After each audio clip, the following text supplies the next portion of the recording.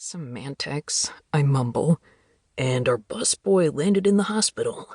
Only because he's a whiny little baby. Maybe he shouldn't have caught himself on his wrist. This is really all his fault.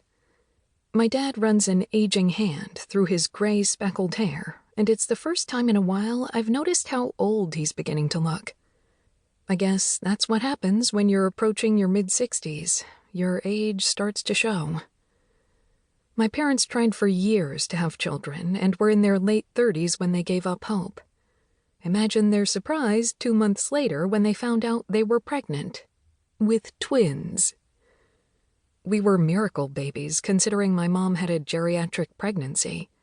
It's a wonder all three of us made it. Wren, my dad says on a sigh, you're gonna put me in the hospital next. Don't be so dramatic. If your mom were still here.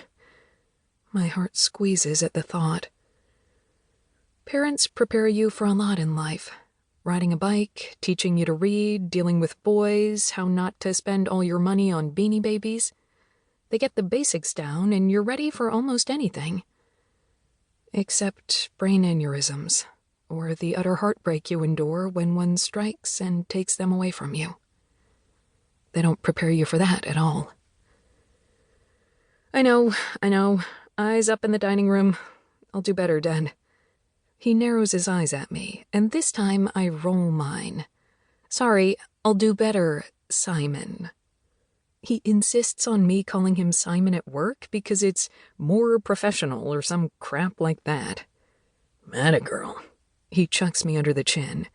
Why I hired that one, he mutters as he walks away, shaking his head. Now I remember why I'm still working here and doing hair full-time, even though I'd much rather only be doing the latter. My father. I can't leave him to run this place on his own. Sure, my brother Winston works here too, but Winston and reliable don't exactly go hand in hand. I make my way over to table 5, burying my face in my notepad and trying to avoid having to look at my customers for fear they'll try to talk. Pass. It's my MO.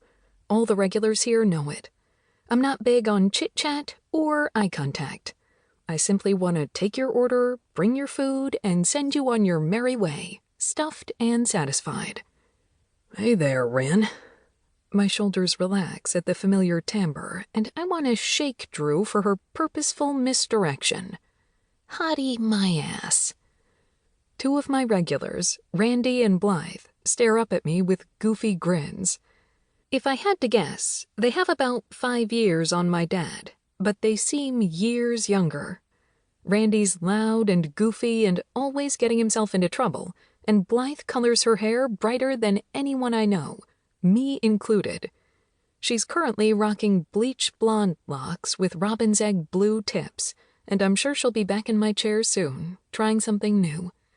They might be old, but they don't let that hold them back from anything, especially living.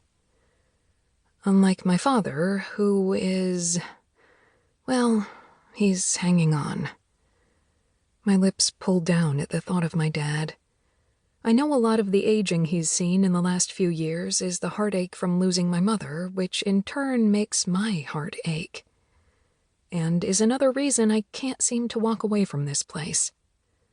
No matter how thin I'm stretching myself running my salon and working here 5 days a week, it doesn't matter, because he needs me. How you doing, Kydd? Randy asks. Hope you don't mind we requested you as our waitress.